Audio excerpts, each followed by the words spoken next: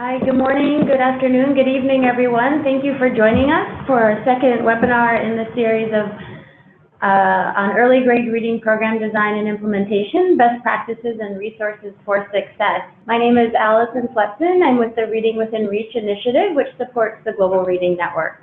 So this professional development series was developed by Reading Within Reach, which is supported by the U.S. Agency for International Development and implemented by a university research company, or URC. Today we're in URC's office, or I am in the office, and my colleagues Amy Polanjo and Aristark Limo are in Tanzania. And we're looking forward to talking to you today specifically about the development and use of resources to support early grade reading programs, and they will introduce themselves in just a minute. REACH supports the Global Reading Network, which is a community of practice that was developed to share resources, innovative ideas, and resources related to early grade reading programming. You can find out more about REACH and the Global Reading Network at our website there below. This professional development series and the resources that support it was developed in a very collaborative fashion with the Global Reading Network members, providing lots of input, ideas, case studies, and resources. So this really is a training and series of resources that reflects what practitioners, researchers, governments, and others are currently doing to support early grade reading improvement. The presenters throughout the month are listed there in the blue box, and they look forward to engaging with you throughout the month. The specific purpose of this professional development series is to provide all those who are interested in learning about evidence, guidance, and resources to support the design and implementation of effective early grade reading initiatives. So each session is focused on a key technical topic, and we've included, to the extent possible, the research that we know about these different topics, experiences that we've learned from speaking with and reading reports about different programs and their best practices to date. We're also going to talk about various cross-cutting issues. We know that gender equity, the use of technology in programs, and reaching all learners, whether they speak different languages, whether they have a particular different ability, are integrated throughout, because we know that these should not be standalone issues, but are something we need to be considering along the way. We're also going to be touching on issues of monitoring, evaluation, scale-up, and sustainability. We know these issues are forefront in everyone's minds based on the feedback we've received and conversations we've had during other workshops and professional development opportunities. And although this is a webinar and we realize that creates some boundaries between us, we've attempted to integrate as many opportunities as possible for interaction and questions with all of you. So you'll see throughout the presentation there are opportunities for you to share your questions and experiences, and also for us to hear from you. Here is a summary of all the webinars that we have either had or will be having. We met last week to introduce the early grade reading improvement series, to talk about some broader issues, current U.S. government strategy around early grade reading, which was recently released, and the very soon to be released USAID basic education policy. So if you haven't already, we hope you can register for the upcoming sessions, and you see there the link below. So I'm going to turn it over to my colleagues, Limo and Amy, who will introduce themselves now before we get started. Hello, everybody. My name's Amy Polanjo, and I am based in Kilimanjaro, Tanzania. I will be co-facilitating the webinar today with Aristark Limo. I am a technical advisor for REACH and the Global Reading Network. Hi, everyone. I'm Aristark Limo. I'm based in Tanzania, Dar es Salaam. I'll be co-facilitating this webinar with Amy, and I'm a training specialist at REACH and the Global Reading Network. So today we will be looking at and talking about how to develop resources for teaching and learning in early grades reading classes. This is part of the series, as Allison has discussed. And so we would actually like to make sure that throughout the entire webinar, you have time to talk about things with us, to post in the chat box. We won't be opening up anyone's audio for audio discussion, but we'd like you to use the chat box and also the Q&A box. So there will be periodic times for activities, for reflection and sharing, where we will be using the chat box to talk with you. And then if you have a question throughout the entire webinar that you need addressed, put it in the Q&A box, and we have people monitoring that who will be gathering up your questions and will be addressing them as we go through. So we hope the best we can to meet all of your needs today. These are the objectives for today's webinar. So we're looking at 3 sections in the webinar today. We'll begin the webinar by looking at and talking about what makes good early grades reading resources for instruction. What are the characteristics of the resources? When we talk about early grades reading resources, what exactly are we talking about? What kinds of materials and resources are good for early grades reading instruction, and some information about what makes them good. Then we will shift into section 2 of the webinar, which is all about the materials development process, how to use the materials, what kinds of tools you can use to develop, and best practices for developing materials. Because as you will know, if you are working in the area of education or specifically in the area of reading, resources need to not only be available, they also need to be of high quality. And so we're going to share with you today some steps that you can take to make sure the resources you develop are of the best quality possible. And then our 3rd section of the webinar today will focus particularly on how to make those materials appropriate, accessible for students in particular contexts, cultures, languages, and also as inclusive as possible for all learners. So with each of these sections today, Limo and I will be handing off sections to one another, so you'll hear from both of us today. And in each section, there will be activities where we'll ask you to participate. So we will be sharing a body of information, and then we will be stopping for some interaction with you today. So we'd like to begin with a chat. So we would like you to use the chat function, which is at the lower right-hand side of your screen, and tell us a little bit about what you have done. What kinds of materials have been developed for the early grades literacy programs you've been supporting, and why did you choose those certain kinds of materials? And if you have a challenge, if you have been challenged in some way, or if you've had a really big success that you want to share, or some piece of wisdom you can share with someone else who may need it about your experience, mark that in the chat.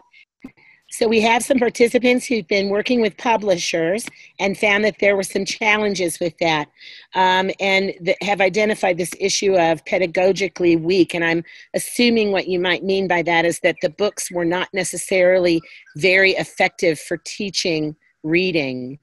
And this is not an uncommon issue. One of the things we'll talk about is how to engage publishers actively in the full development process, because publishers make beautiful books, but beautiful books are not always the same as books that are appropriate for reading instruction. Limo will be talking more about that in his section.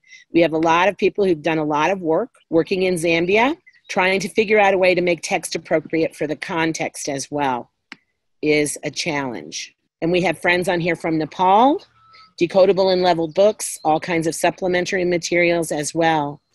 And there, Catherine is mentioning one of the challenges, which is about monitoring the delivery of the books or monitoring the use of the books in schools. So keeping track of those books. And that's a big part of this process. We will be addressing that in this particular webinar.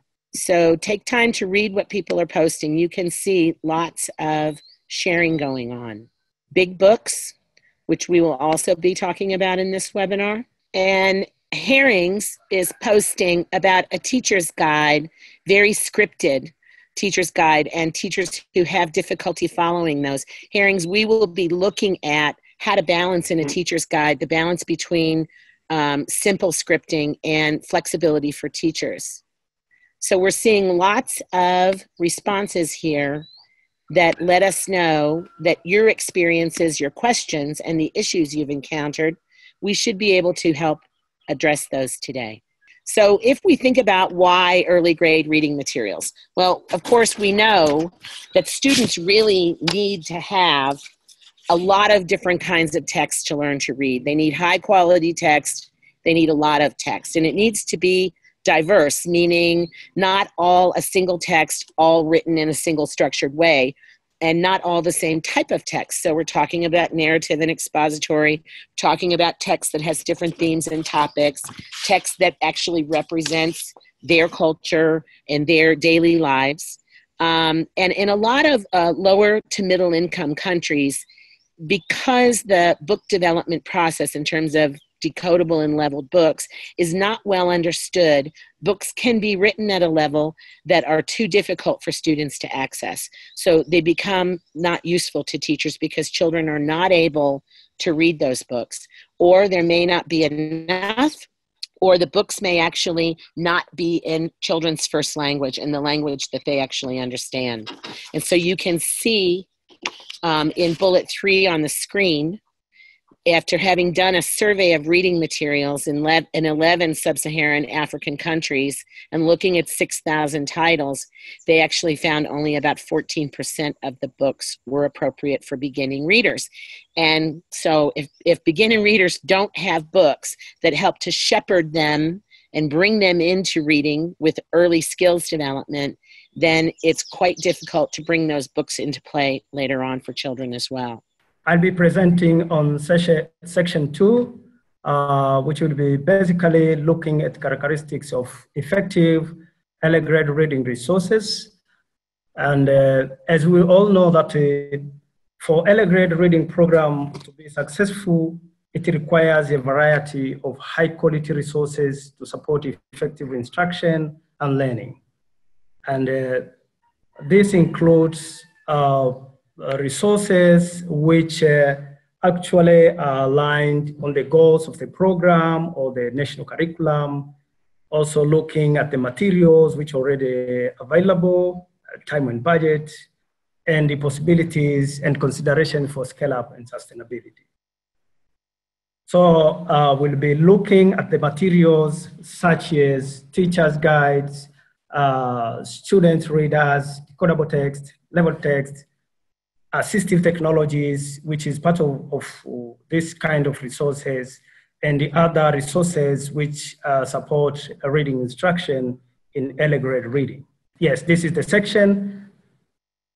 And therefore, as I mentioned, we all know that teachers' guides support teachers in teaching children, in teaching different components of a lesson.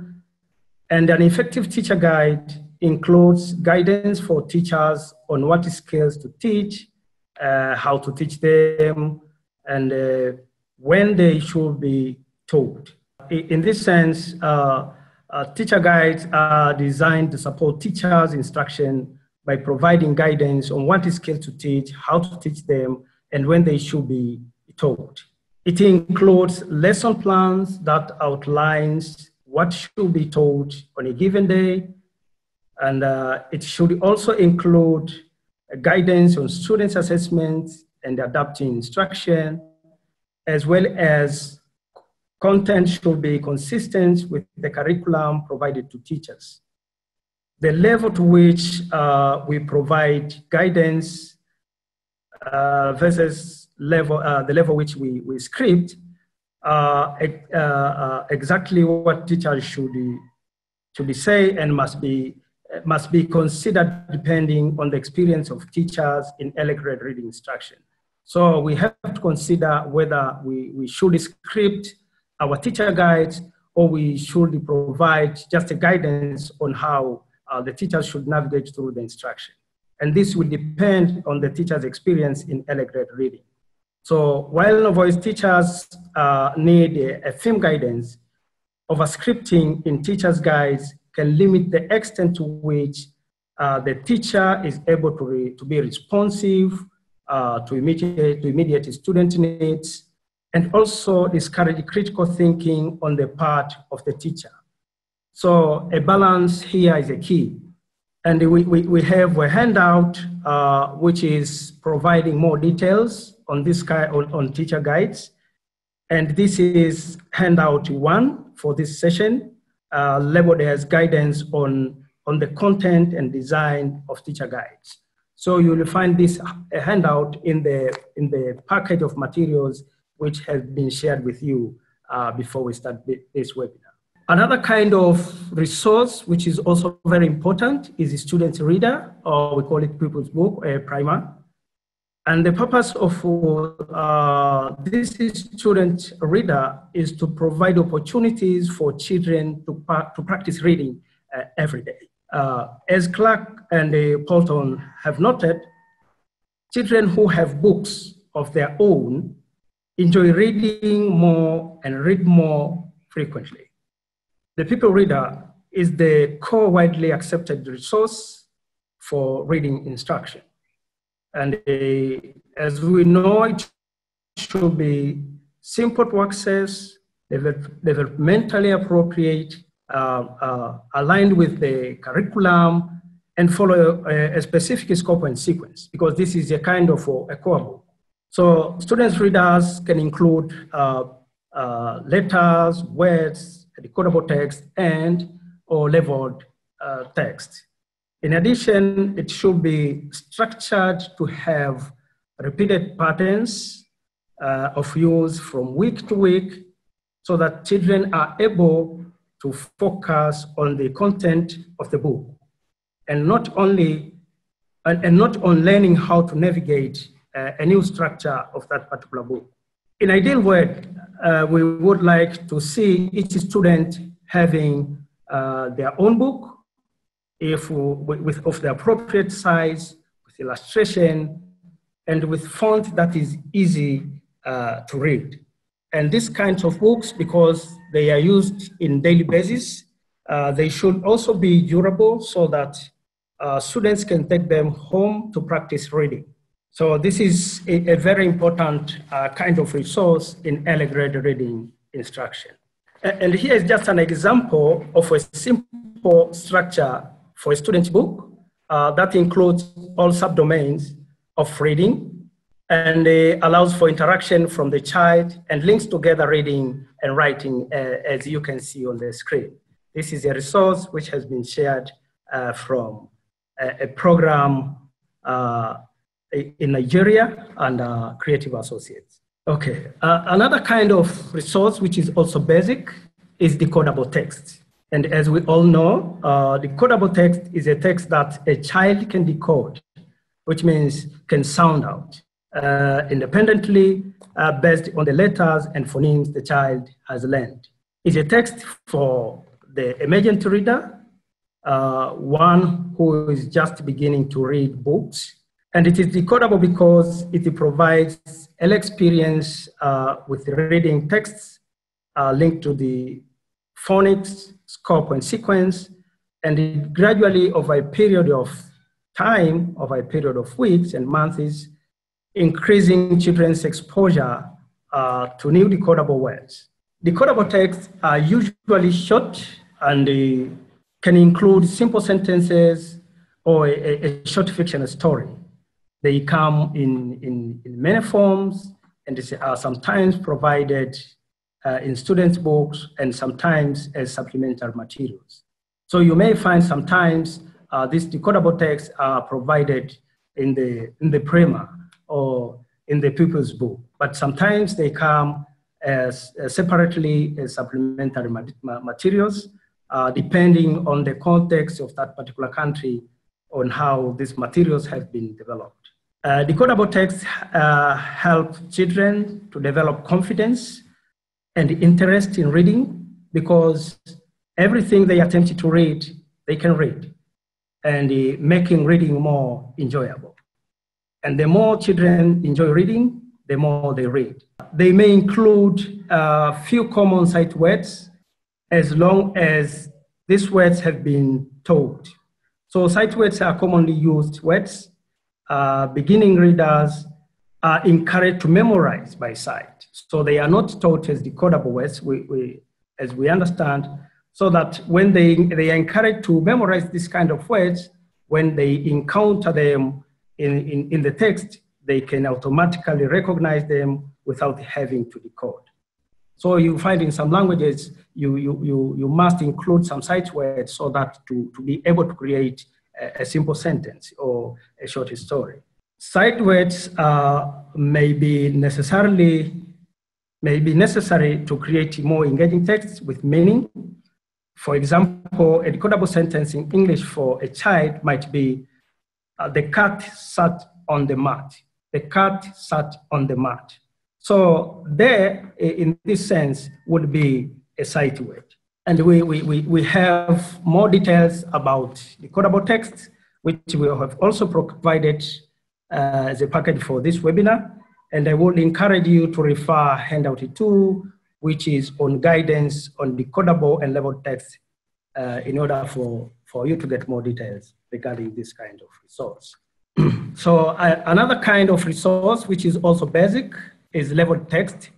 And as we understand, is a text that is matched to the readiness level of the students. And it sits at a balance point between not challenging and too challenging. Decodable text provide beginners with opportunities to read independently or with some support to practice the skills they have learned without becoming frustrated by text that is too difficult for them.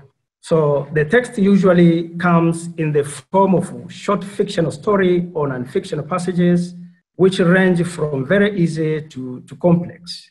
In some cases, labeled text is linked to subject matter curricular content of that grade level to support both content and as well as provide children with opportunities to build their vocabulary and practice fluency. And because children reading abilities progress at different speed, teachers should be able to continuously assess reading ability of their students so that the text teachers provide at the reading level of students. So that when they provide such kind of text, they can add value to the gradual development of reading skills and performance of students. They also increase in complexity in terms of language, sentence structure, and content. So as the levels grow up, the complexity of the sentence also increase, and the content also increase depending on the reading ability of the target students. We have handouts we have prepared for you and set for you, which provide more details. Again, Handout 2 has more details on labeled text, but also we have Handout 3A and Handout 3 which guidance on decodable and labeled text samples, which have been sourced from an Allegretto reading program in Nigeria, reading and numeracy activity, abbreviated as RANA. So these are some of the resources which will provide you with more details on decodable and labeled text. We have more materials which support Allegretto reading, and one of them is narrative and expository texts.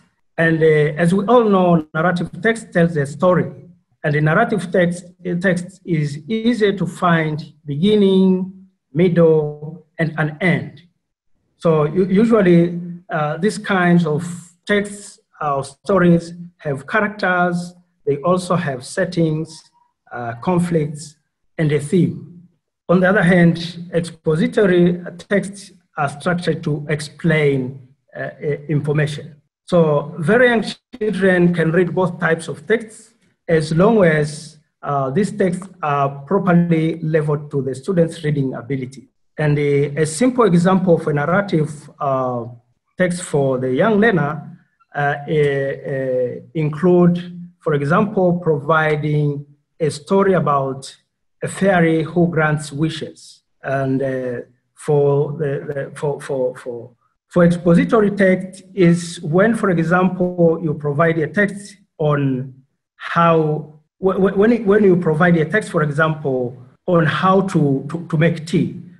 This one is it provides information, and the other one, it can be just a story to make people enjoy reading, but it can also be a long story which go beyond the early grade reading levels, but for those which focus on early grade reading programs, this kind of text, they should be leveled to make sure that they match with the reading ability of the learners. So exposing children to this kind of materials provide balance of narrative and expository text, not only prepares them to work with both types of text independently later on, but also allows reading to be more closely connected to other early grade content areas such as life skills, social sciences, and mathematics. And creating an early understanding that reading is important to help us learn many different things.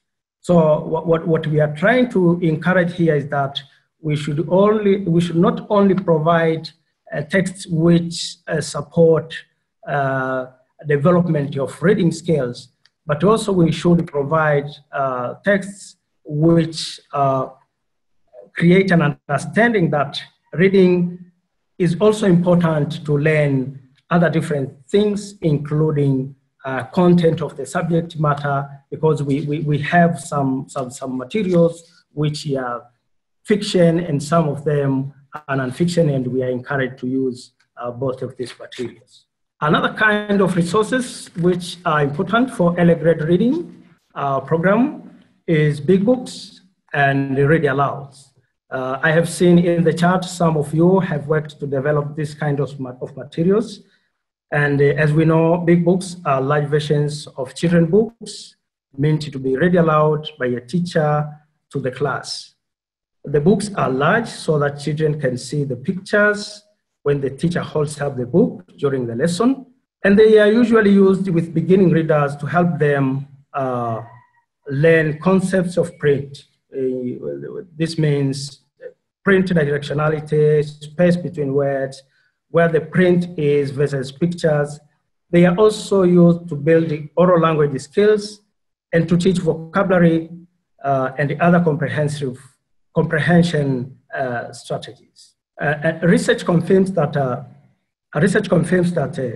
effective interactive read alouds include a systematic approach that incorporates teachers' modeling of high-level thinking, asking thoughtful questions, calling for analytical talk, and prompting children to recall a story in some way. And according to Fontas and Pinel, an interactive read aloud is a teaching context in which students are actively listening and responding to an oral reading of a text.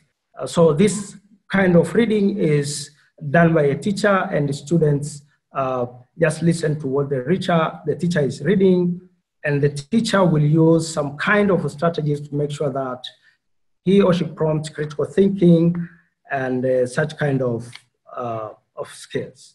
So they are provided to provide appropriate challenge, taking into account that students can understand more sophisticated text than they can read. A body of research also shows that interactive read aloud results in gains of vocabulary and comprehensive strategies, and developing and also adding in the developing understanding of story structure, print awareness, but also help teachers the reading process in a meaningful context, modeling fluence, for example, and motivating students to read. So in contexts where it is not feasible to produce such kind of materials, regular size read aloud books can be used. Alternatively, teachers' guide can include a story to be read aloud with pictures provided in the student's reader. Beyond the provision of quality developmentally appropriate text, it is important to have another learning aids in the classroom, such as letters and word cards, pictures to promote language development, posters to make a print-rich environment, and the manipulatives with which students can actively engage. These kind of resources are simple to make and important to introduce sounds, words, and skills. In some programs, for example, these materials are developed by program implementers, and in other contexts, they are developed by teachers who are trained to make them and engage in creating them as part of training or coaching. The decision about how to provide them will be program specific, but the importance in any setting cannot be overstated. This is where an example where students are using flashcards to build words. It's a word building activities, and this resource has been taken in one of the programs being implemented in Allegretto reading programs. Go ahead, Amy. And these are some additional images of resources and their active use happening in the classroom. Even though a training manual and students' book are essential, they are not sufficient to prompt teachers to be creative and student-centered in their practice. Posters, pictures, and a variety of tools with which students directly engage can send a valuable message to teachers about the type of pedagogy that is most effective with young learners. Again, you can refer to Handout 4 provided for this webinar, and this out is having additional resources as an examples which you can look at and get more details and just try to relate with what you are creating in your program. Now we have other materials which are beyond books, and this mostly is technology. And as we all know, technology is widely available every day.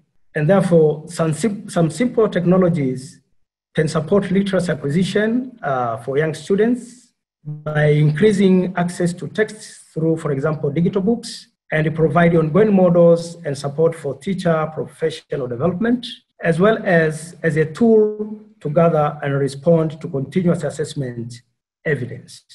Most of Allegretto reading programs, they do this kind of assistive technology, teacher training and professional development. And also this kind of technologies are use of applications that provide instruction to students. While use technology is increasing, it is important to note that teachers require substantial training, not only to use the content that is made available, but also to support technical use of the hardware and software. And in addition, when considering whether to provide technology to the classroom, it is important to consider available infrastructure to support that kind of technology, such as regular power, internet access, and the availability of local technical support staff.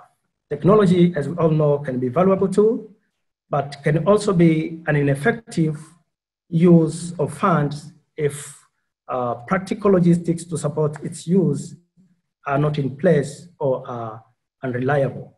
So as we use technology to support our Allegretto reading programs, we have to consider all those kind of issues. Another use of technology beyond the integration is beyond integration into classroom instruction. And here is for the purpose of supporting what is taking place in the classroom. And this includes tracking delivery of resources to schools. As we all know, in some contexts, when books are distributed to schools, some of them, they get lost on their way to school. Some of them, they go to a school which was not a target for such kind of resources.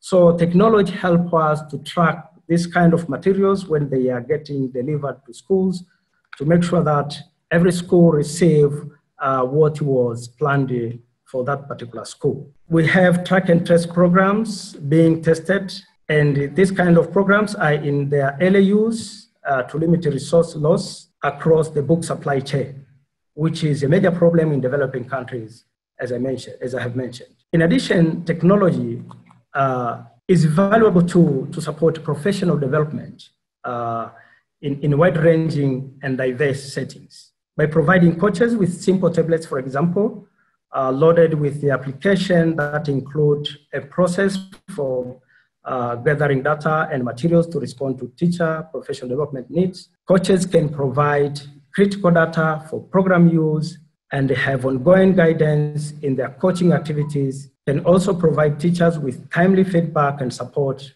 they need.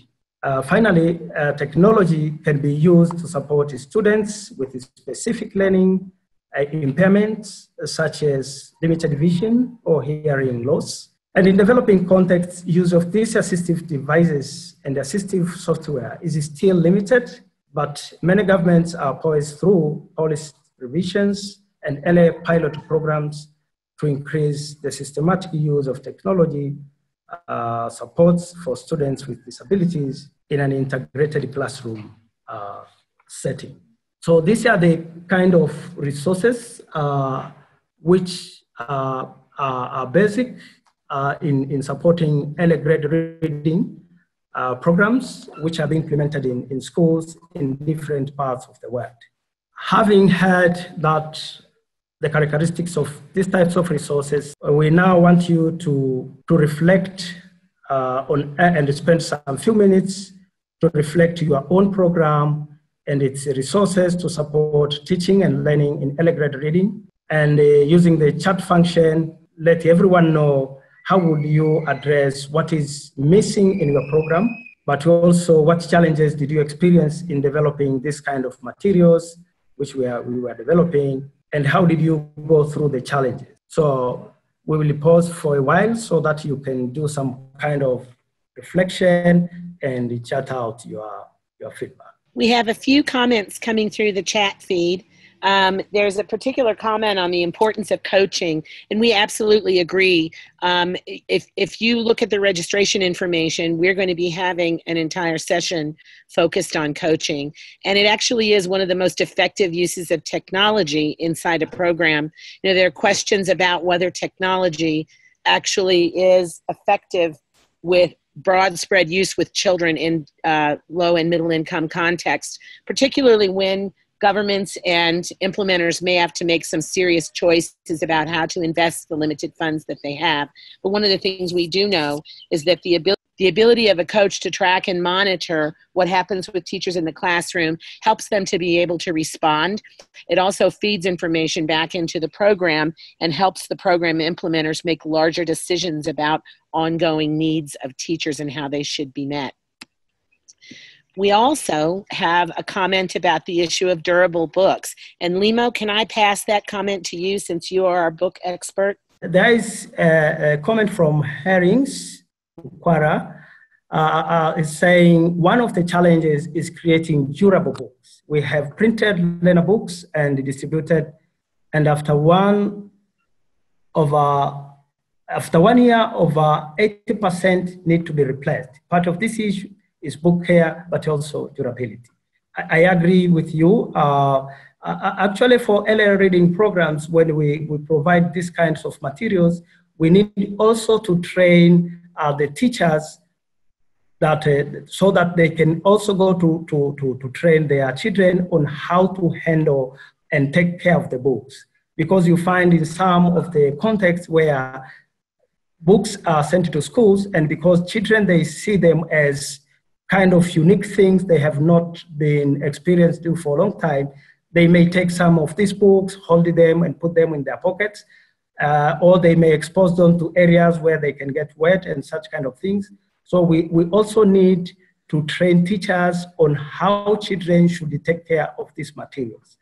I also understand that creating a durable material has some costs to incur, but it is better to add that cost so that we have an appropriate book cover, which mostly in developing countries, we encourage a hard cover, or if it's not that much hard, we encourage that cover to be laminated, but also inside papers should be kind of papers which will not allow which are not easy to get wet when they get in areas where they can get some drops of water and such kind of things. So we have the issue of adding more resources to make sure that these books are created to be durable, but also we need to provide orientation to teachers on how children should take care of these materials. There is another comment here. Technology should be used as well as a smart support in a limited resource context, especially in developing countries. I agree with you, and we have seen some programs in developing countries. Although you find them, they are small scale, but they are trying to also to include technology. But what I have learned in most of the contexts, when you introduce this kind of technology to the government always come front and say, this is not our priority, we would like books to get to schools. But what I encourage is that we should continue to engage with government in realizing that the technology is part and parcel of the resources that should help children learning to read. And Limo, we also have a question very specific to decodable and leveled book development. The issue of being able to find artists who can create illustrations that are contextually appropriate and culturally appropriate for the students for whom the books are intended. We're going to be moving into section 2 in just a few minutes that will focus on this issue of who needs to be engaged and how. Also, we'll be addressing questions of, you know, can you adapt books from one context to another? Can you simply drop them down into a new context and use them? Or what actually is the best process to make sure books are completely appropriate for children? We'll address that in section 2 and also in section 3. We also have a comment from Elke who's talking about pedagogical approaches in terms of graphophonemic awareness, phonics instruction. Thank you, Amy. I was reading a comment from Sekon Khan saying at the moment the children are interested in storytelling in the YouTube. The way of telling stories is impressive along with cartoon. If possible, 1 week we have this program with children, it might attract them to coming to school. Yeah, I agree with you. And in some contexts, actually, for example, where students don't have access to YouTube because of the technology and context, some programs invite parents to come and tell a story in a classroom, especially in areas where you find that resources for reading are limited. But also, I remember one of the programs which was inviting parents to schools. And when parents tell the story, teachers were recording that story into big books and keep them in the classroom for children to read. And these contexts had very limited resources to support any grade reading.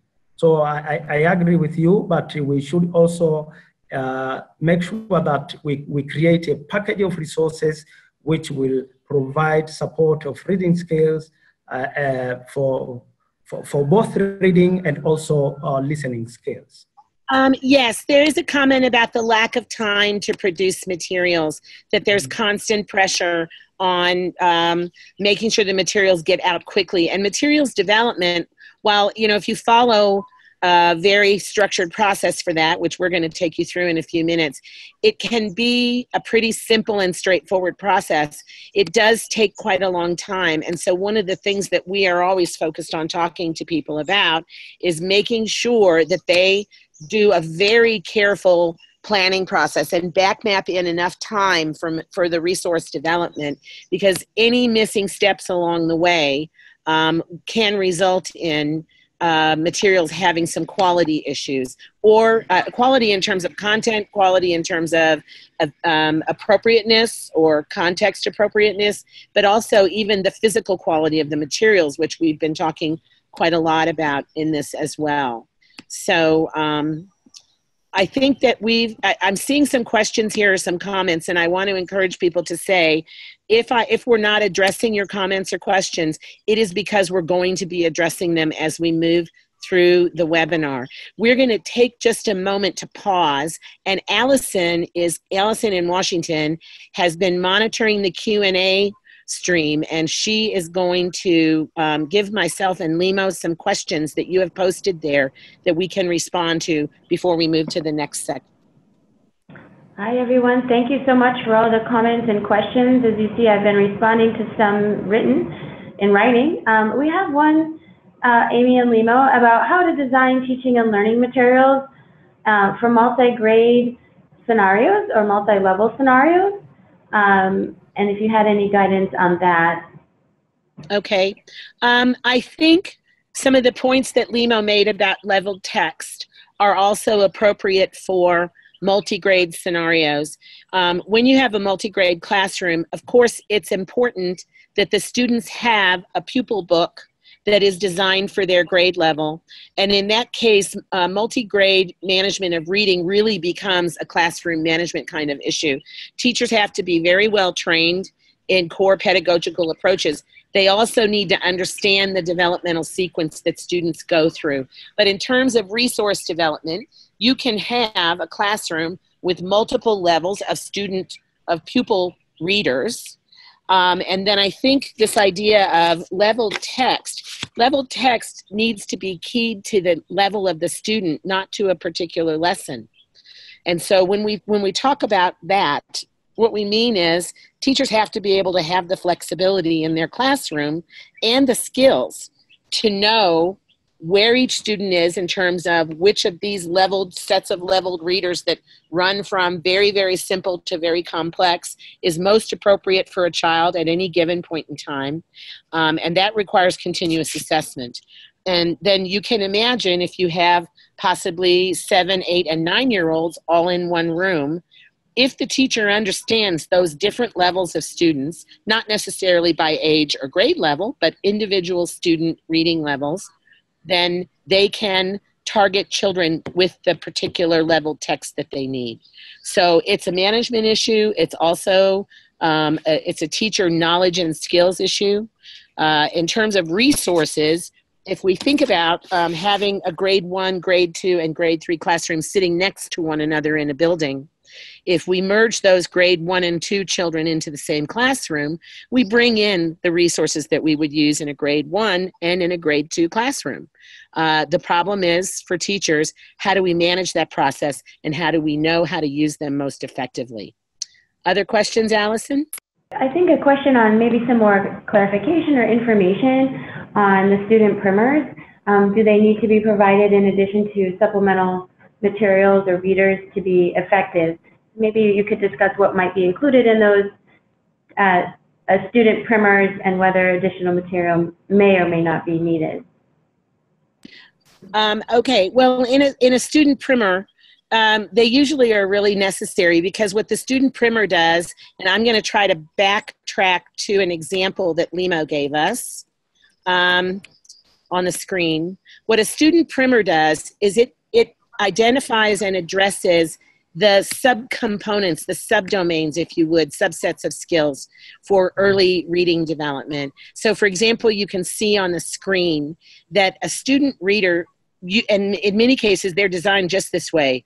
Facing pages, there's a body of content on 2 pages that is related. It usually starts with graphophonemic awareness and supporting phonics instruction. So you can see the letters on the page here. Teachers can use the student primer to teach letters sound association. Then the next thing you see is very simple, frequently used words, which is early vocabulary development and also the ability to decode in early ways. You can also see letter formation and early handwriting practice for children. Writing is a critical part of the literacy cycle. It supports reading, and reading supports writing. And then on the right-hand side, you can see the simple decodable text. So if you think about the subdomains of reading from phonemic awareness, teachers can use pictures in this book to have oral language development discussions. Graphophonemic awareness, there are letters where teachers can use this student primer to help them teach letter sound association and phonics instruction. You also have simple words for vocabulary instruction, and you have simple text for both comprehension instruction and fluency practice. So the primer is critical, but as we noted at the beginning of the session, it's also very important for students to have a wider variety of text.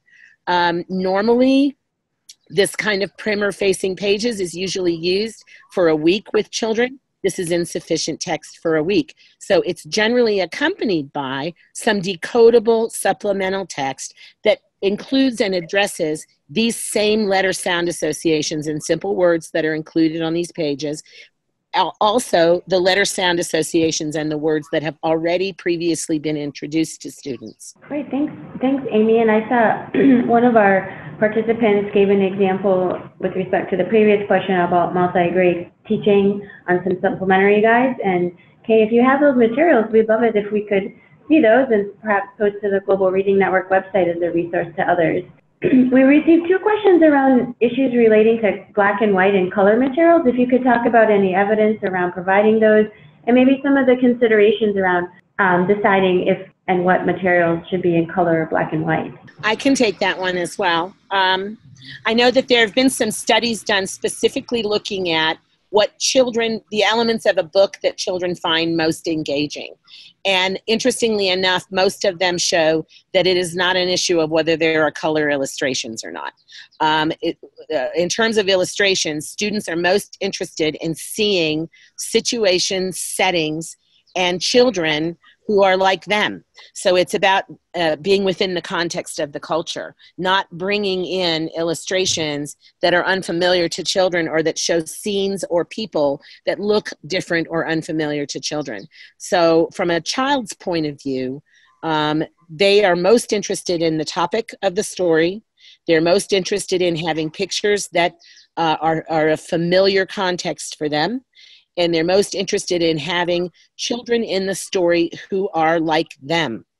Now, from an adult point of view, we regularly and continually have the conversation that as adults, many of us feel that color books are beautiful, and they really are. But if you're having to make financial decisions, if the choice is between providing 5 supplemental books that are glossy and full color, or providing 20 supplemental books that are in black and white, my opinion is we make the best instructional decision. And what we know is that the more text children have, the more they engage in reading. Limo, do you have anything to add about that? Yeah, I don't have any, but I was trying to also to reflect on the kind of materials we have been field testing in schools, materials developed by enabling writers. And most of the materials were black and white, but they had illustrations which are contextualized to that particular country. And we did not see any of the children saying that they would prefer the white or the colored materials. Only we got that comment from teachers because they understand that when the students see colored materials, they get some kind of interest to look at them. But this does not mean necessarily that that contributes to they add value to the development of reading skills. So what is important, as you have mentioned, is to make sure that the illustrations fit in that particular context so that when students look at these illustrations, they understand exactly what that illustration represents. I know a lot of programs have said the pressure to produce color materials often comes from ministries of education and others, especially when materials are being developed in languages that they may not have previously been, or home languages or mother tongue languages, and they're feeling that if those materials are not in color, they won't be taken as seriously, if you will, as materials that are already available in other languages like English or French or other official languages that have been traditionally used. So that is certainly a consideration in terms of perhaps getting buy-in from authorities or stakeholders initially. As Amy mentioned, I think there's also a consideration around which materials you might decide to have in color and which in black and white. If a student book is in color, perhaps for some of the reasons I mentioned, having then 20 decodable books that are very short in black and white might be an option. So it doesn't necessarily have to be all one way or all another way. And also a number of countries are realizing that procurement, as it's traditionally been done, may have resulted in materials costing perhaps more than they might. And so countries are doing procurement in different ways and looking at different potential sources and streamlining the process to make the materials more affordable.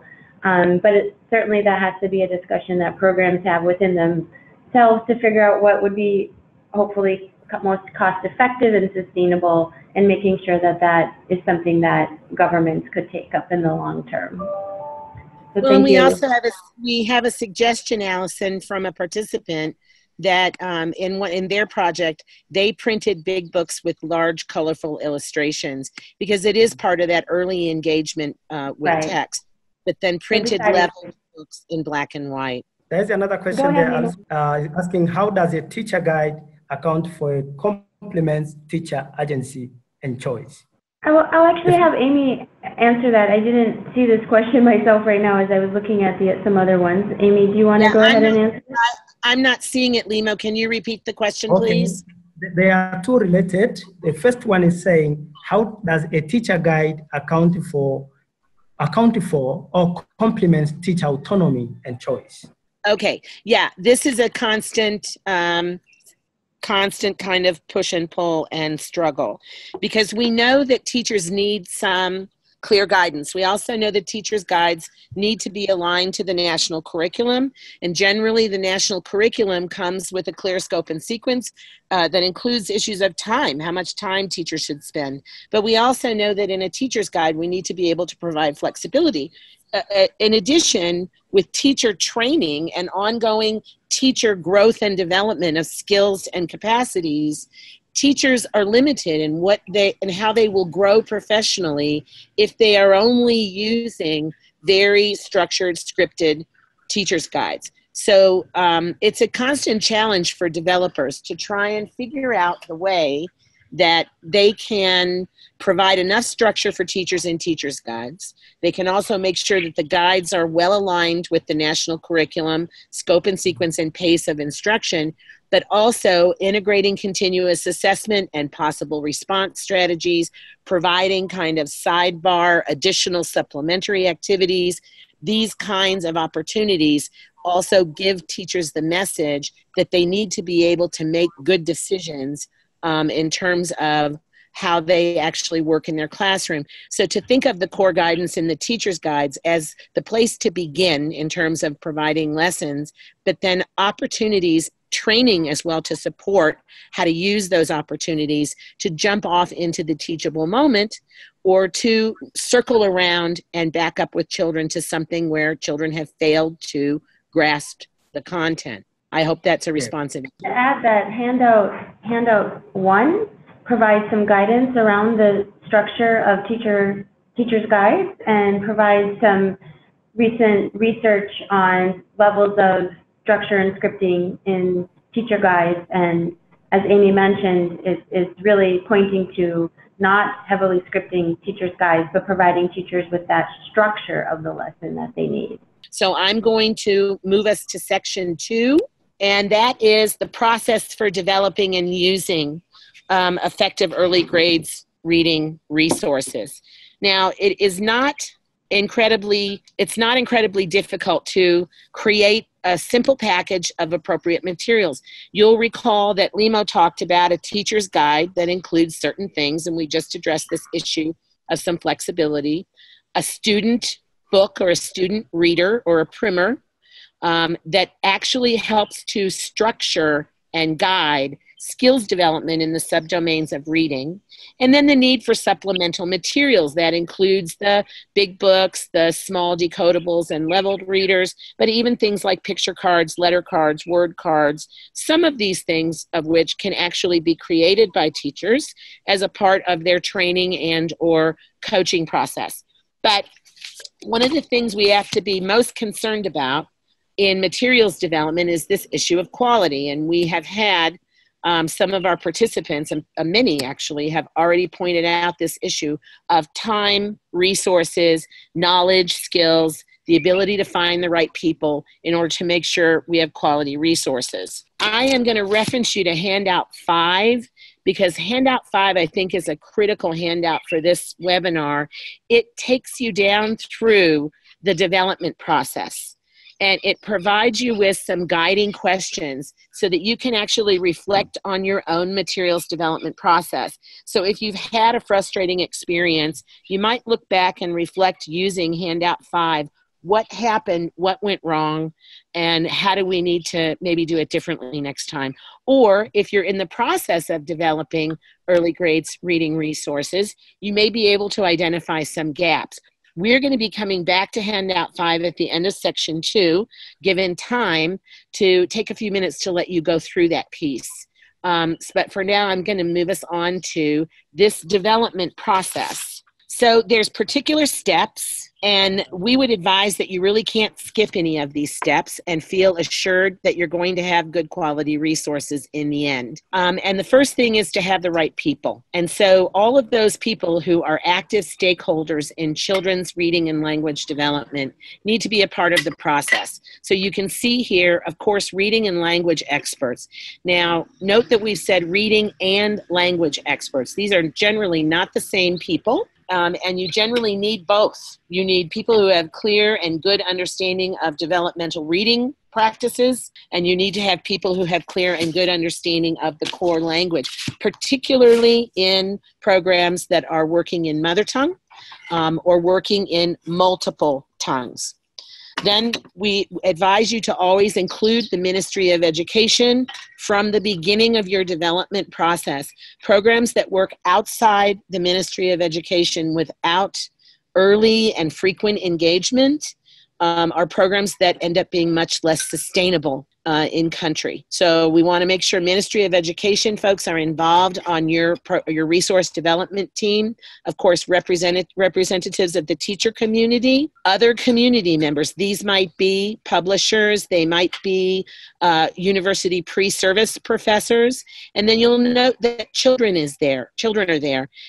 Getting information from children about what they like to read, how they like to read, about topics that are of interest to them, always goes a long way to making sure you can kind of marry together the interest and needs of children with the curriculum from the government, with the appropriate reading levels, to make sure your materials are really able to reach those children. So then you put together a development team, and that development team needs to include all of those different groups of people that are listed there on the screen. Then you've got to conduct some research. You actually can't simply put together a development team and then go into the development process. You first have to know some background information so that you're developing the appropriate materials, and you are not double developing, which means developing things that may already exist. So take just a moment to skim down through the bullets on this screen. So you want to look at student assessment data. The student assessment data can go up and down at different grade levels and at different points in time. You also want to be able to take a look and see, are students actually being successful in terms of the broad-based ability to comprehend and also fluency data. If students are doing well with student assessment data and they're performing well, you'll make some different choices about where to invest your time and your efforts in terms of resource development. But if students are struggling, and you may see 0 scores, for example, on even subdomain components of an AGRA assessment. If you're seeing 0 scores in the subdomains, then you know you've got to get students better access to decodable text. This is an example of how student assessment data is critical. You also need to take a look at the reading curriculum and or the scope and sequence for the language for which you're addressing materials. What does the reading curriculum include? Is it consistent with the use of multiple sets of materials and resources? Does it make recommendations for teachers about what they should be doing? And also the scope and sequence for instruction. This is linked to issues of language readiness. Language readiness is really part of what we talk about when we're looking at multiple tongues or multiple mother tongues. Some languages actually need to have some background work done with them. For example, you may not have access to proper scope and sequence for graphophonemic awareness, a list of letters that teachers should introduce and the scope and sequence, the order in which they should introduce them. If you don't have those things for a particular language, you have to develop them before you can create materials. Make sure that you understand the language structure really well. People should not be developing materials in a language that they don't understand very well. And then we get into a practical piece Who's going to be supporting you in the process? A lot of times, materials developers wait until later in the process to start looking at publishers and printers, looking at procurement processes. If you wait, this is when you end up having a problem in the supply chain delivery system. And so this has to be, from the very beginning, part of what you find out about. You'll see as you look down through here that really we're touching on gathering information about every single step along the way. Then you've got existing materials. What's already in the classroom? This is where you don't want to continue to develop things that are already there. And then take a look at what you know about teacher training, teacher knowledge, their skills, teacher practice. Because developing a teacher's guide and even developing student materials and giving guidance on how to use them is a function also, it's not only a function of where children are in the reading process, it's a function of where teachers are in the teaching process as well. And so we have a handout 6, that really kind of gives you a little bit more detail on this research process. So those folks who are interested in doing some fairly large scale development, the handout 6 helps you with this first step. One of the other things you need to do very early is deal with issues of copyright and licensing. And this is an issue of who owns the materials, how they can be licensed, and how they're going to be available for use. Now, a lot of times when we talk to people about copyright and licensing, they think we're talking to them about how to protect their intellectual property, when actually what we are doing is encouraging people to maintain copyright, which means maintain original ownership, but provide what we call these days open licensing, which means the ability for other people to reproduce the materials, to adapt them, which means to even change them for another context, to print and distribute them, and also to use them in an open setting. Open licensing is really very common these days. It's the trend in terms of educational materials all over the world, but you need to make sure that those who are working with you in development know about this. So they have to know, for example, if a writer is working with you to write decodable and leveled books, an author, these authors need to be aware that these may be copyrighted materials. They'll be copyrighted to your program, but they will be for use for open licensing purposes. We're currently putting together some guidance for people on copyright and open licensing, if that's new for you. But we also have done a webinar on the topic, and you can see on the screen there's a link to a webinar that was conducted last year about Creative Commons open licensing, which is what's being broadly used at this point. Okay, so once you have your team, and once you've gathered your data, and once you've made clear to your team how it is these materials are going to be available and going to be used, then you have to put together a plan for materials development. So you need to know what you're going to develop, what expertise you're going to need, the budget and the time. And this is where we talked earlier about it takes time. And we really need to be planning this in a back-mapped process, starting at the end. When are the materials needing to go out, and moving backwards from that to make sure you put in a reasonable amount of time for development. Field testing is critical. It can't be skipped because you don't have any information about the actual in the field use and quality of your books. And then schedule for printing and procurement as well. A lot of people are using technology. For example, Bloom book writing software is one. There are several available. And using technology can actually assist in making sure the books stay on level. Decodable books remain decodable, and leveled books progress gradually from easy to difficult for students. It's a big process, so one of the things you might consider, if your time is limited, you might consider developing teacher's guides and pupil readers first, and then coming back and doing supplemental reading materials, or maybe even doing those supplemental reading materials in clusters over time. But as I've said, you have got to have time in there to field test and revise those materials. You also need to Identify the number of lessons that you're going to need. We're looking here now at the teacher's guide. So you've got to get into scope and sequence and curriculum, know what kind of lessons that you need, design a lesson plan structure. And as Allison pointed out, we have some examples in this packet of materials for this webinar.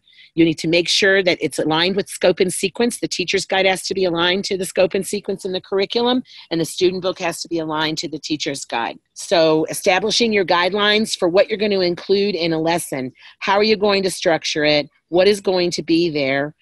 For example, are there particular components to every lesson? But then also design elements. The materials need to be clean and simple. They should not be packed and dense with lots of text, not for teachers and not for children. And so that has to be a consideration. The visual look of a teacher's guide, as well as the visual look of student materials, is critical in terms of teachers having easy and quick access. Pattern and repetition in structures in the teacher's guide also help teachers to take it on board more quickly as well. The learner point of view, and I talked earlier about children and getting information and ideas for children, because we want to integrate those engaging interest topics for children into the materials. And then one of the most critical things of all is this issue of appropriate content for the context and the learners. Also making sure inclusion of all learners. So any learners with differences, whether these are visual, physical differences, whether they are subcultural differences, gender differences, making sure that students can see themselves represented in the materials is critical. Handout 7 is a fairly extensive handout, but it's a wonderful example of a detailed materials development map. It was provided to us by an implementing program where they literally laid out every single step along the way to materials development in order to get through the process, ensuring that no component was missed and everything had been checked and was of good quality before it went out into the supply chain stream. So you'll want to take a definite look at Handout 7 when we finish the webinar today. So quality control, and I feel like we've been talking about quality since the very beginning of this webinar. We need to maintain quality control during development. So we have to make sure that the texts that are being developed have the appropriate level of difficulty, that readability is there for children, the complexity is correct.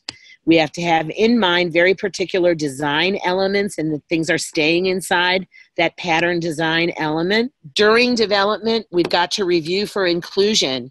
It's not wise to wait until field testing or after field testing to do your first check of quality control.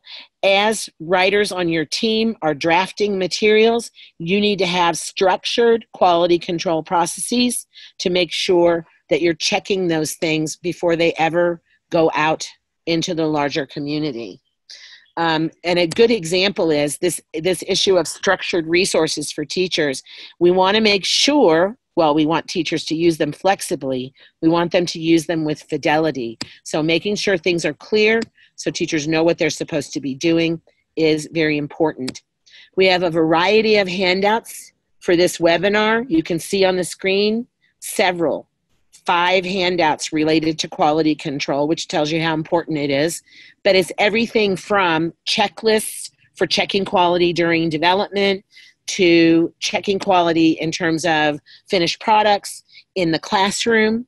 There's a number of different levels at which you need to make sure the quality control is there. Quality control ranges right through into field testing as well. So you want to be able to field test. Now, sometimes if you're doing a wide variety of, say, supplemental texts, like a set of leveled readers, a set of decodable readers, a teacher's guide, a student primer, you may have to sample during your field testing.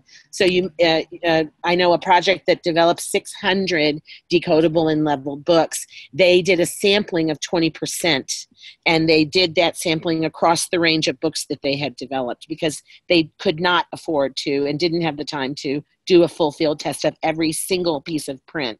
But you want to take a look at the things that are on the screen during field testing. So you're getting information from both children and from teachers, and you're focused on particular topics, the design elements Can teachers actually use them well? Do they make sense to teachers? Do children like them? And do the materials actually represent the students with which they're being used? I want to encourage you to go to our website to take a look at and maybe even download. There's a field testing guide from Enabling Writers Workshop Program. And if you go onto the GRN website, you can simply type in Enabling Writers and you should be taken to a main screen that has a number of different pieces of materials there that are downloadable that tell you everything between how to set up a leveling guide if you want to do decodable and level text to how to field test your materials as well. And in your packet today is a handout focused on field testing and giving some guidance to field testing. Then we get into printing and distribution, tracking and tracing materials down through the line. But it doesn't end when they get to the school. There are many, many times that books can make it to the school and they may never make it into the classroom. So even providing guidance at the school level on how to store the materials, how to track the materials once they're in the building. This goes back to the issue that we discussed earlier about how materials loss is a real big problem in terms of materials needing to be replaced again and again over time. So giving schools very clear guidance, but then also monitoring that. So, you have to monitor and evaluate the use of the resources once they get to the school. So you need continuous feedback from coaches. Are the materials being used and are they being used as they are designed to use? Asking teachers questions possibly through coaching or during training. How are you using your materials? What is easily accessible for your students? And then even some periodic field spot checking with students to find out their point of view about the materials as they use them over time. And then, of course, we want to always look at what happens to teaching and learning when these materials get used. Do we see teachers moving in the right direction with their instruction when they use our teacher's guide? Do we see student skills and engagement improving in reading when they use the student primer or when they use the supplemental materials?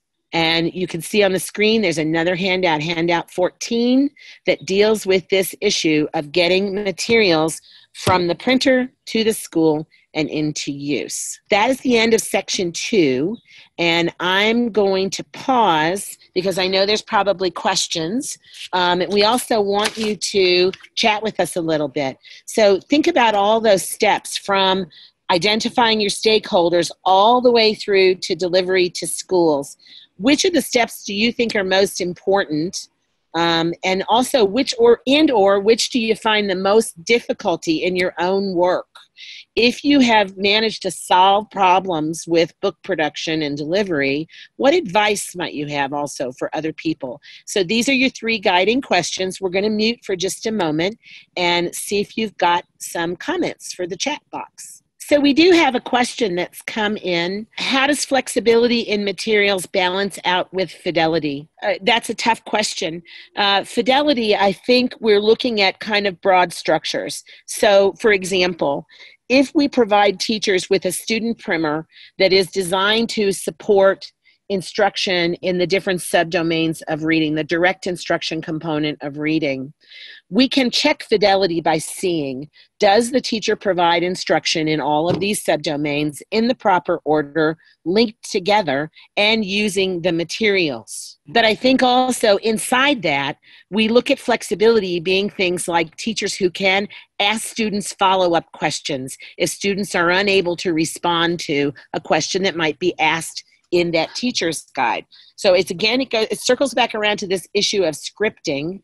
When you script, you might be able to say, we have really good fidelity, but you may not be able to say we have a really responsive program, because if teachers cannot respond to the observable and direct needs of students, then we can't really say that we have a responsive program, though we can say we have a Fidelitas program. So what we want is kind of a balance between those things where teachers can demonstrate that they follow the structures of the teacher's guide, they follow the scope and sequence, they address the curriculum, they use the materials correctly, but not necessarily in only one way. And that issue of teacher creativity and teacher response to student needs that are observed in the classroom is the place where we need to look for flexibility. So I guess in summary, I would say, if we take Fidelity down to the level where we say on Monday of week 8, the teacher asks this question, then we can't have any flexibility. But if we say on week 8, the teacher uses these materials in these kinds of ways, then we do have room for some flexibility. Are there other questions coming through? The handouts for this session have been sent out. I think, Allison, did we send a link for the handouts? And I know you can follow up and do that if we have not. I was actually just typing to the group that the handouts were sent via a link and an email yesterday to anyone who had registered as of yesterday afternoon, our time. We will send them out again along with the PowerPoint that was delivered today shortly after this webinar. So if for some reason you didn't get them, check your junk mail. It may have gone there, or else stay tuned and we will be resending them again after the webinar. Okay, and I see a final question that's around how much time for field testing. It depends on the bulk of materials you're going to field test. If you're going to field test a teacher's guide and the use of a teacher's guide, you need to give teachers several weeks to use the teacher's guide, anywhere between, I would say, 2 and 4 weeks. First, in order for them to get adjusted to it, and second, for them to try its use over time and see, once they're comfortable, how it's working for them. If you're going to be field testing student primers, you want to, again, field test those student primers over multiple weeks, about the same length of time as a teacher's guide. For supplementary decodable and level books, you can do a smaller period of time. Students need to have access to the books at multiple times and in multiple ways. But, and again, I'm going to refer you to the GRN website, to the Enabling Writers Field Testing Guide, where students had access to books for a week. And teachers were given guidance on how to use them in different ways. So, for example, they began early in the week using the books for Read Aloud, and then they handed the books to students and they used them for some guided instruction.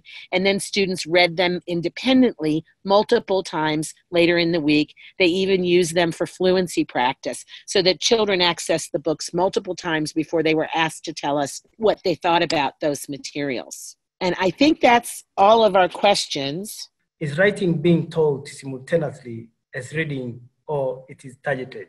Yeah, we will address that in upcoming webinars. And the advice these days, the advice has always been, actually, that writing and reading should be a fairly hand-in-glove process, meaning relatively integrated. So when we talk about early grades reading these days, we're actually really talking about early grades literacy, reading, writing, speaking, and listening, critical thinking, and even integration of resources and technology. So it's become much more of a holistic point of view in terms of how reading and writing should be integrated. And in the cases where we're working in context where the core curriculum at the national level is not even a reading curriculum, it may be a language curriculum, then you also have that integration of that kind of traditional language instruction as well. So, but we've seen it work in many, many areas. And actually, when you integrate reading and writing together, you get better results in both areas as well. Going to move us on to the next section. And I'm going to hand over to Limo for this issue of developing resources for all learners. Thank you, Amy. Thank you, everyone. In this section, we are going to look on the best practices, most of which we have already addressed in the previous slide. But we would like to start by sharing a brief on a case from Ghana, where a program developed resources for multiple languages in large-scale implementation. And when we are faced with having multiple languages of instruction, and the need to develop resources simultaneously, we should use recommendations included in the previous slides, but also keep in mind that our human resource needs will multiply as well. The time and funds also will also need to increase, and the checks on alignment should be carefully conducted at all steps along the way to ensure that no set of resources is of insufficient quality, and that resources are not only aligned with a language, but also aligned across languages to ensure quality, access, and quality, to ensure equity, access, and quality. So for you to get details on how Ghana worked on this multi-language material development, we encourage you to refer Handout 15, which is on developing materials in multi-text, in developing materials in 11 languages, where, as I said, is a case from Ghana where there was a large-scale implementation of Allegretto reading program. And now let's look on the best practices, which we have here. In the past, and in an effort to provide materials in setting where the need was urgent and exceptional high, there was a tendency to try to provide the resources designed for one context to another context. It's called a band-aid approach to resources provision. This was not an effective approach, since the resources that have no link to the specific context are not effective, and thus not used for any substantial length of time.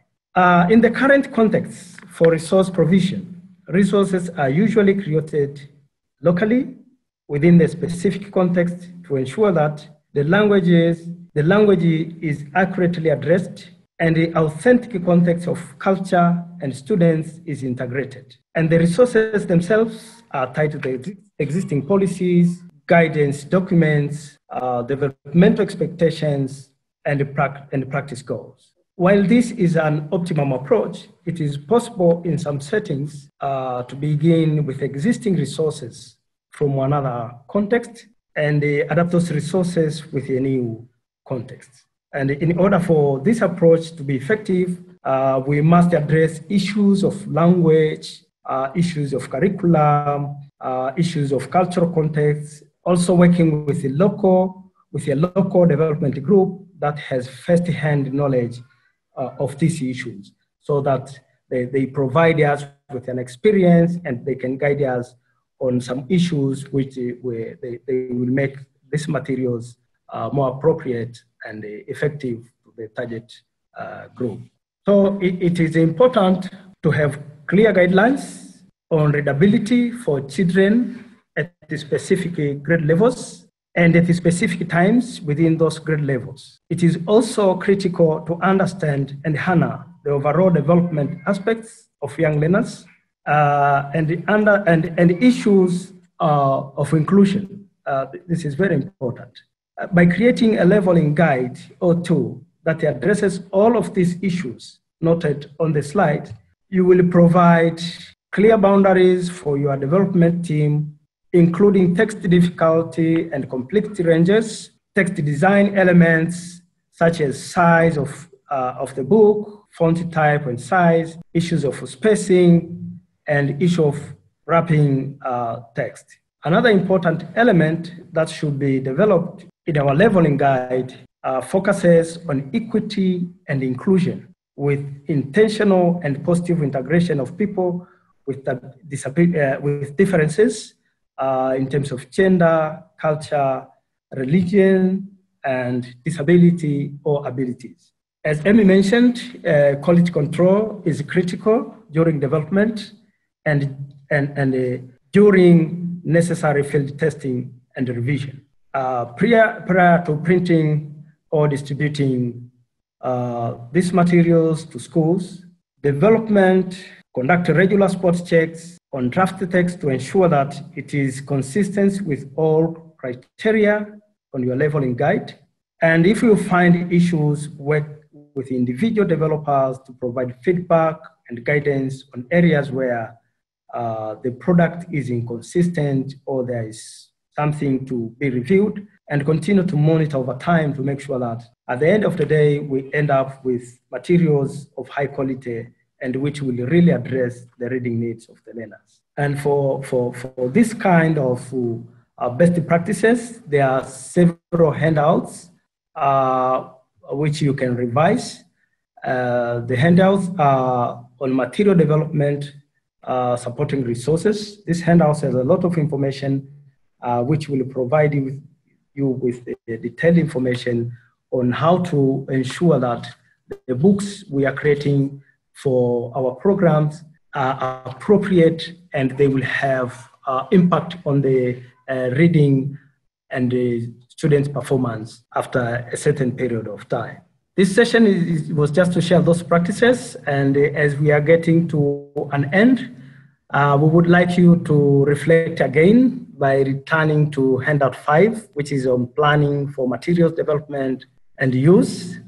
We want you to reflect a little bit that when thinking about your existing program materials, what are the gaps you now think you may need to address? We have gone through the three sections, and we would like you to try to think, reflecting back from the beginning up where we have reached, to see what are the gaps you now think you may need to address in your programs, and how you might go about that process. Then chat using the chat function, and remember to include both panelists and participants. And after this, we will try to look at some few charts, but now we will pause for a while to give you a time to do such reflection. One of the questions is saying, are there advantages and disadvantages in developing reading materials for students in local languages or mother tongue who are still struggling to develop a general spoken language skills without deriding the quality of general spoken language, for example, English? Amy, would you like to respond to that question?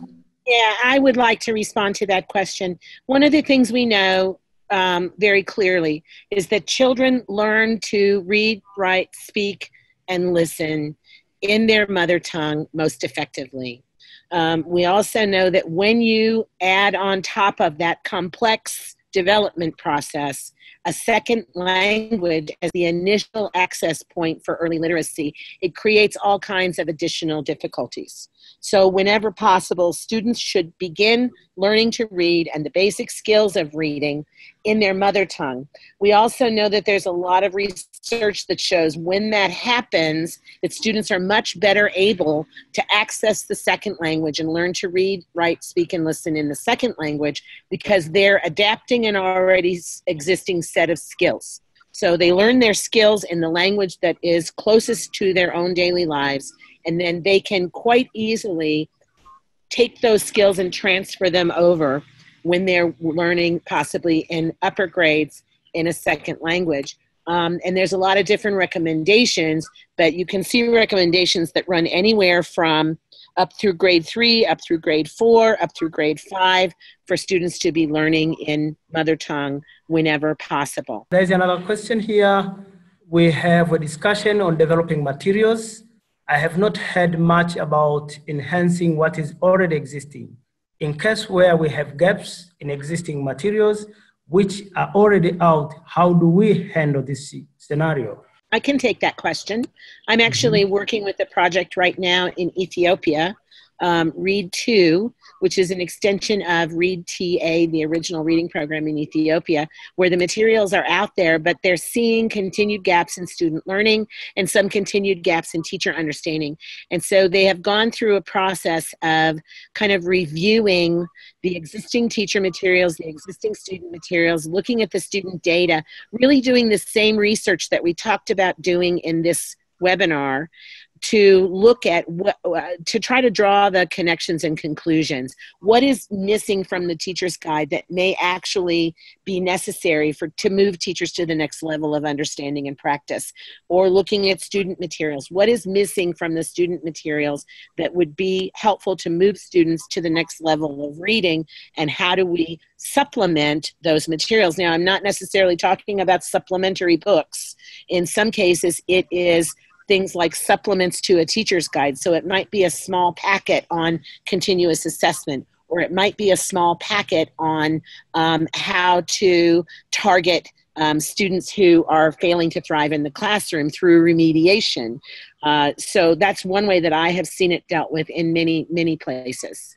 And there is another request from Sarah asking, kindly differentiate difficult and readability in relation to texts. Difficulty and readability are related, but when we talk about difficulty, we're really talking about that developmental sequence of complexity. Readability has larger other things inside it, which goes even into elements of design. So for readability really includes not only difficulty and text complexity, but it also includes orientation of print, it includes font size, it includes spacing. It's a broader umbrella underneath which difficulty exists as one element. And I think this is a comment that there are teachers who are resisting to use new materials. They are not willing to try to leave its comfort zone, referring to the old materials. I think this is a big obstacle.